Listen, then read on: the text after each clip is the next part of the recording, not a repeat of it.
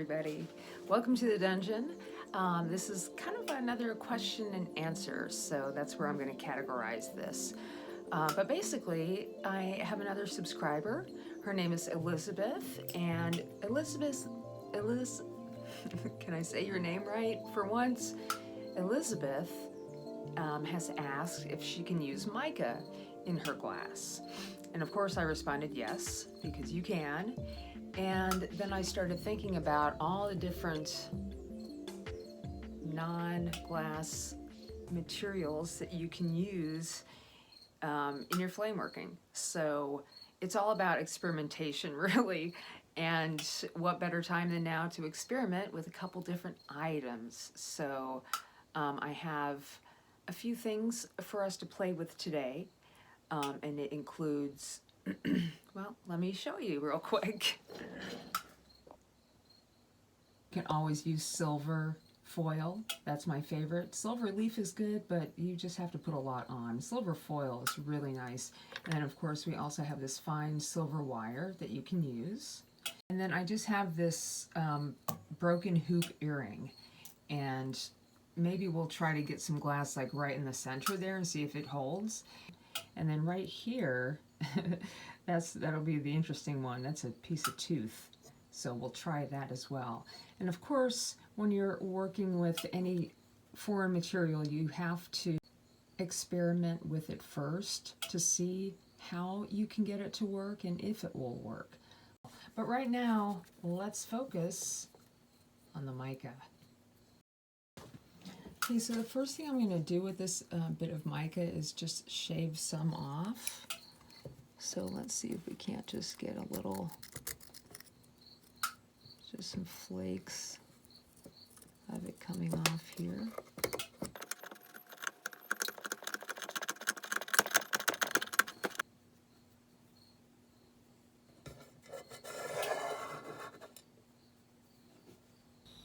All right, so what I'm going to do is I'm going to start out by making just a little ball of clear glass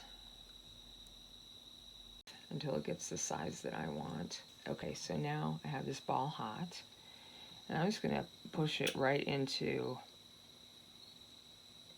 maybe two sides of it, right into this powder.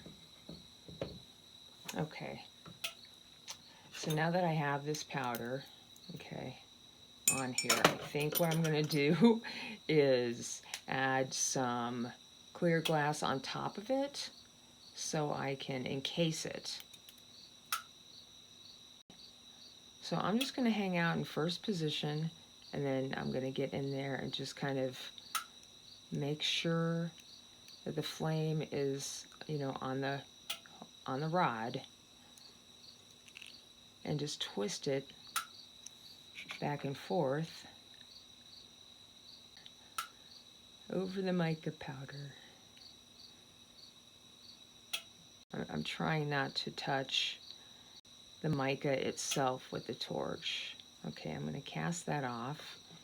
And now we have this stuff encased. Now what to do?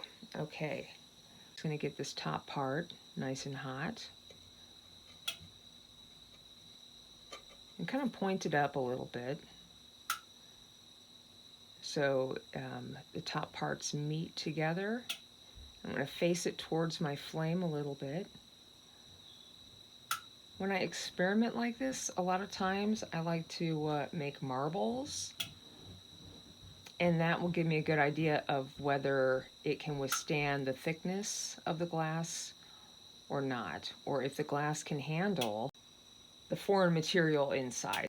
Oh, let's just make a marble. I think I would feel more comfortable. Let me grab my marble mold real quick.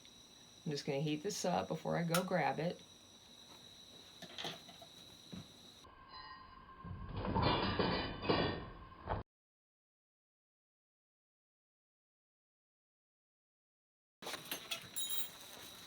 Oh, and there just goes a bug. Flew right in my flame. Ugh. I hate it when that happens. Okay, so here's my marble mold. And there's a fly who is trying to die over here too. They're always attracted to the flame. I'm going to go into a larger one just to round it out. But before I do that, let's give this guy a little bit of a twist. So what I'm going to do is I'm going to use a mandrel as a small, kind of a small punty, okay? I'm just going to push it very gently, and I'm barely even pushing. I'm just touching the glass here. And that will allow me to take off the other end. You know what I forgot to do? I forgot to give it the old twisteroo. That always looks interesting. So let's go ahead and heat just the center up.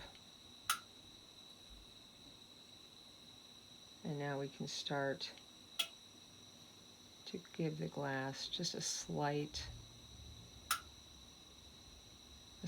twist, okay? Whichever side is cooler, twist that side, and then I just push it in a little bit. Now let's take that other end off real quick. And we'll make the marble, the mica marble.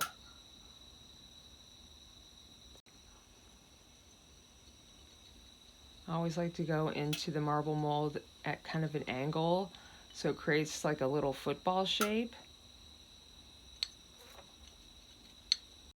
And I just like to round out one side at a time. And you can definitely round out a marble without using a marble mold.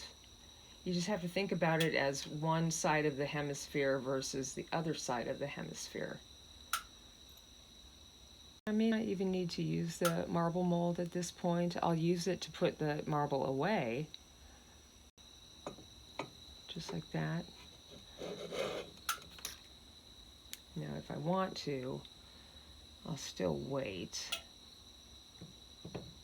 I'll put it in a smaller mold, the smaller one here.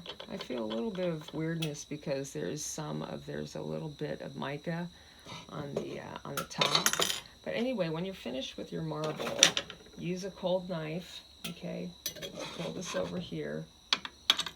Oh, there, it goes right off. And then what you want to do is just move it to where you find the knockoff point. And then we're just going to heat that up until it melts nicely. Okay, so there's our marble. We're going to put it in the annealer. Let's try a couple other things. Okay, I'm going to make just a small spacer bead here. Yeah, 2 or 3 wraps. Is it even large enough to accept this? Do I need to heat this up? I don't know. Oh, it's not, actually it's not even heating it up. It's not even grabbing it.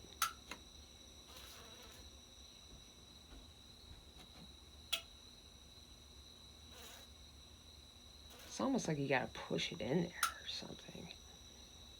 Because I really did just shove it on there. And who knows? I'm just gonna add a little bit of glass to this side. Not knowing exactly how this is gonna come out or if it's even gonna look good or not.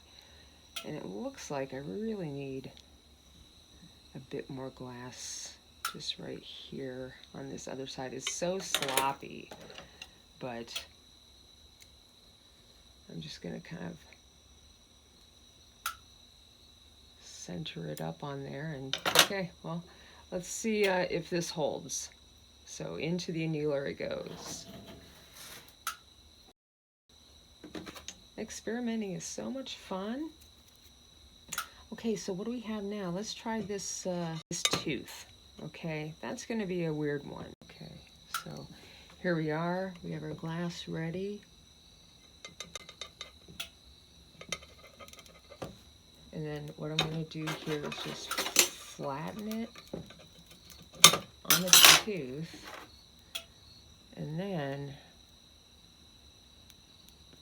God, that smells horrible. Oh my Lord. The tooth turned black. Yeah, look at that, it's on fire.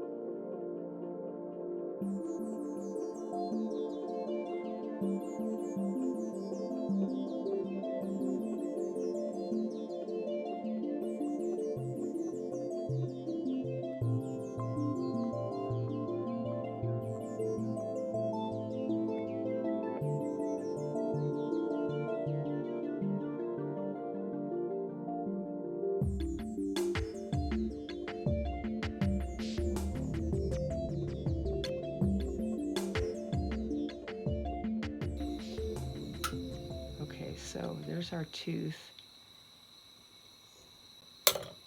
Take it off. Find the top part real quick. Your mold might get hot, so you may have to hold it with another tool or just hold it in place. I'm shaky, so I have to hold it with 2 hands. So let's put it in the annealer real quick. Ugh, it stinks. Okay, and we're gonna make a bead. We're gonna roll this into a bead. I think what we're gonna do is start with a black base, just to see what happens if we use black.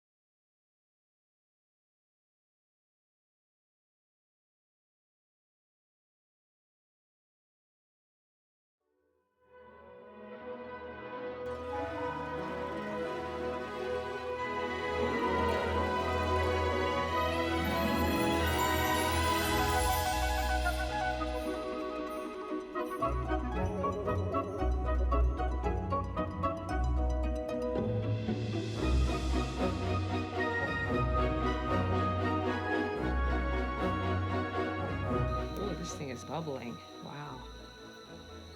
Very interesting effects. This thing is starting to boil.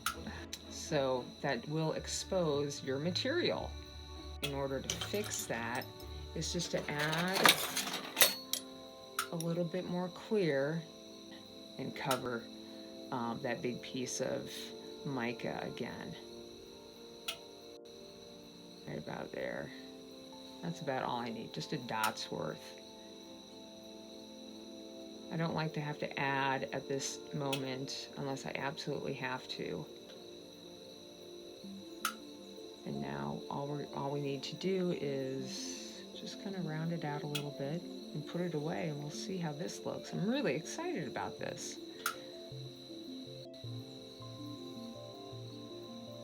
So shout out to Elizabeth.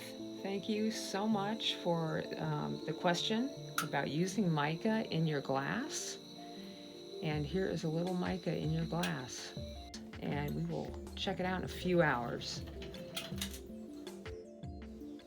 Well, okay, everybody, that's a little bit about how to work with foreign objects in your glass. So, I know I had a whole spread of things to show you, but considering that I'm trying to do these videos in real time so I can talk while I work, I'm not going to be able to do as much, or they'll be like super long, like a full 3-hour class. So we'll just break that down into little tiny bits. All right, everybody, let's check this workout and see how it looked. I have no idea. Okay, where's our first piece? The first piece we did was the marble with the mica in it. Okay, that looks cool. Came out nice. Is it this? I think this was it. Well, let's see. But yeah, there it is, the piece of glass stuck in there. It works. I mean, you know, all this metal came off, so it's copper underneath, so you'd want to clean that up or brush it down a little bit. The tooth completely shattered, so here it is, our shattered tooth. It looks pretty crazy though. Look at that, look at how that's shattered. Amazing. And then last but not least, we made the bead. That looks great. Dude, cool. Well, thanks for watching, and we'll see you next time.